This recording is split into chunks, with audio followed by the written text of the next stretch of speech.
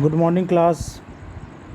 हम लोग का आज का नेक्स्ट टॉपिक है सेल्फ इंडक्शन। ठीक है, और ये सबसे इम्पोर्टेंट टॉपिक है इस चैप्टर का, क्योंकि आपके बोर्ड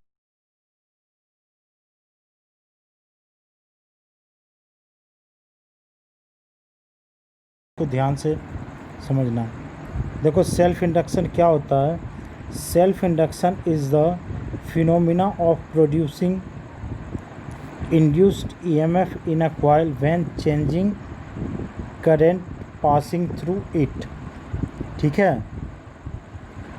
देखो ये जो है सेल्फ इंडक्शन वो एक फिनोमिना है इंड्यूस्ड EMF को प्रोड्यूस करने का। जब हम क्या करेंगे, सर्किट में या कॉइल में हम करंट पास करवाएंगे, तब ये आपका एक इंड्यूस्ड EMF प्रोड्यूस कर देगा। ठीक है, कैसे देखते हैं।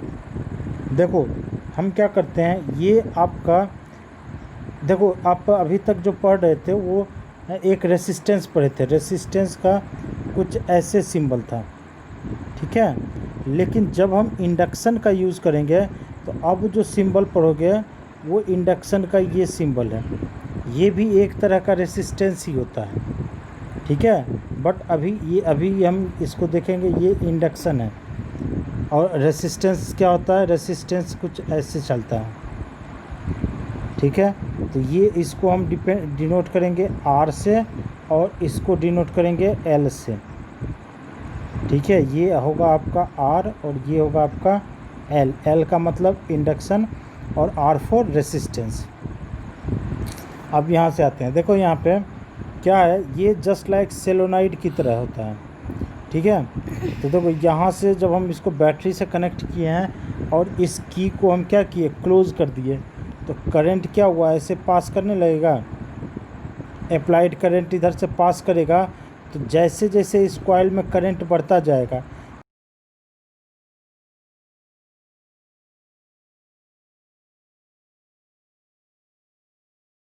इस करंट को अपोज करना चाहेगा, इसके अपोजिट में क्या करेगा, एक इंड्यूस्ड करंट डेवलप कर देगा।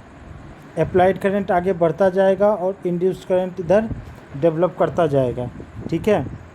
उसके बाद जैसे ही हम क्या करेंगे, इस की को हम ओपन करेंगे, जैसे यहाँ पे जैसे ही की को ओपन किए वैसे क्या हो जाएगा, अप्लाइड करंट तो आपका क्या हो जाएगा, धीरे धीरे जीरो हो जाएगा।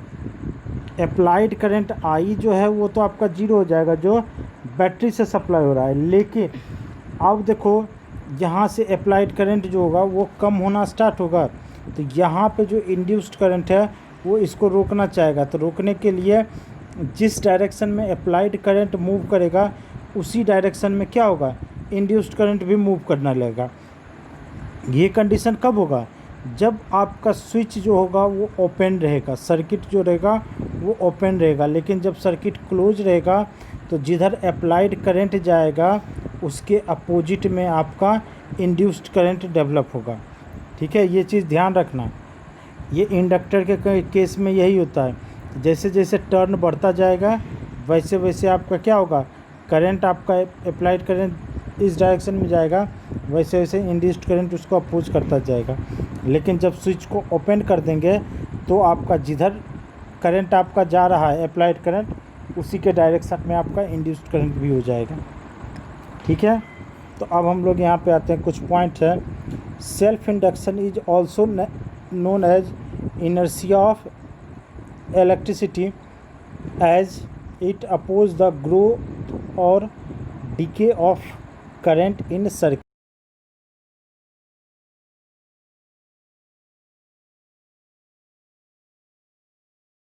बात करें तो इस सर्किट में जब क्लोज किए थे तो आपका क्या कर रहा था, ग्रोथ कर रहा था, क्योंकि अप्लाइड करंट बढ़ता जाएगा तो ये इंड्यूस्ड करंट भी बढ़ता जाएगा।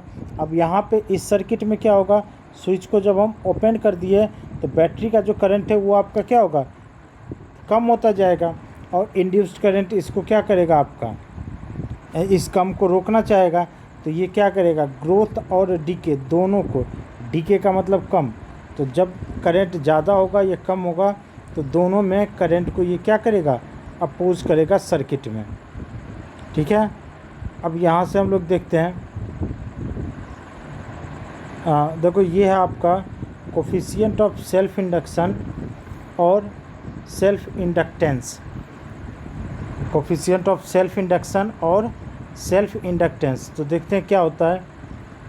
At any instant the magnetic flux link with a coil is proportional to directly proportional to the current through it। तो किसी भी इंस्टेंट में जो है फ्लक्स जो है वो आपका डायरेक्टली प्रोपोर्शनल हो जाएगा किसके, करंट के, आई। तो फ्लक्स डायरेक्टली प्रोपोर्शनल क्या हो जाएगा, आई के हो जाएगा।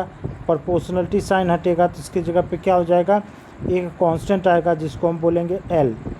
ठीक है, तो फ्लक्स इक्वल टू क्या हो जाएगा, एल आई।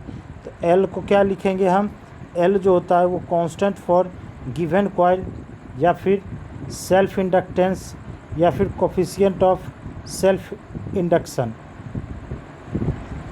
ठीक है, और इसी को हम इंडक्टेंस भी बोलते हैं। तो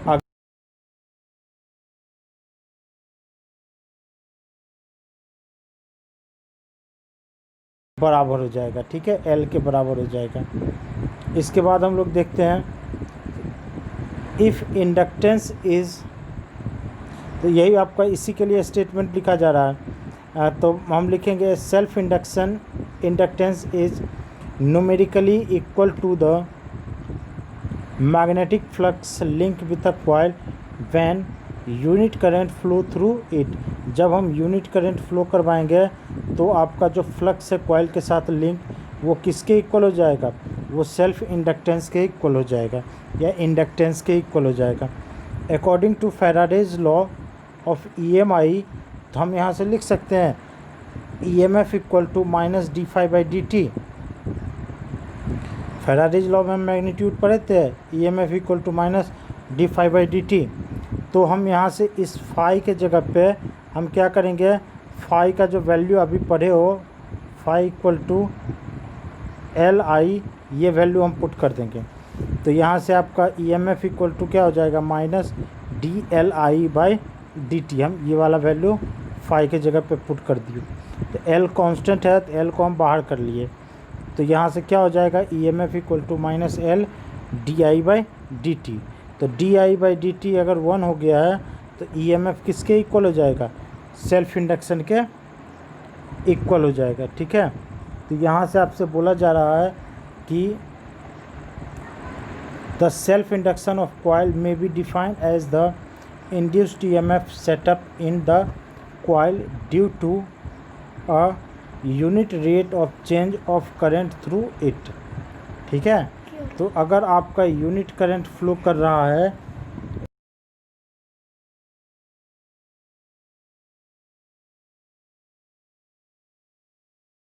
हो जाएगा, EMF सेल्फ इंडक्टेंस के इक्वल हो जाएगा।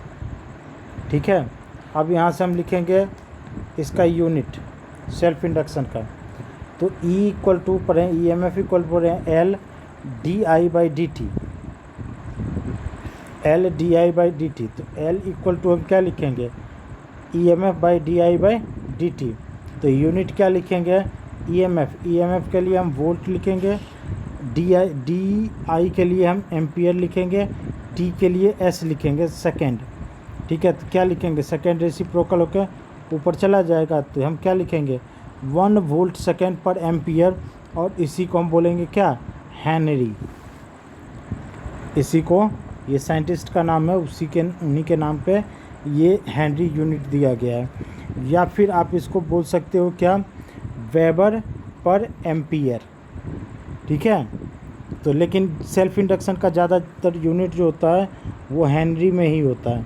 ठीक है, तो 1 हेनरी का मतलब क्या है आपका, if an induced EMF of 1 volt is setup in it when the current in it hence change at rate of 1 ampere per second. तो करंट जो चेंज कर रहा है वो 1 एम्पियर पर सेकेंड चेंज कर रहा है, कितने वोल्ट के लिए, 1 वोल्ट के लिए।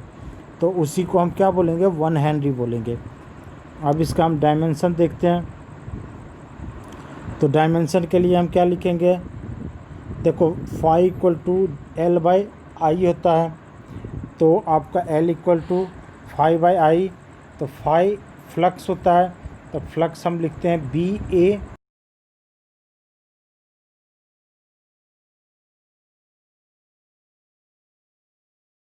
लिख सकते हैं, ठीक है। तो बी जो होता है इसको हम फोर्स के टर्म में लिख दो, तो फोर्स से इक्वल टू हम पढ़ते हैं क्यू भी बी, आप चाहो तो आई एल बी भी लिख सकते हो, ठीक है, फोर्स का। तो यहाँ से बी का वैल्यू फाइंड करेंगे, तो बी इक्वल टू क्या लिखेंगे, एफ बाई क्यू वी, तो यहीं आपका एफ बाई क्यू वी लिखा है और ए बाई आई लिखा है। सारा डायमेंशन लिखे तो आपका डायमेंशन आ गया एम एल का पावर 2, टी का पावर -2, ए का पावर -2।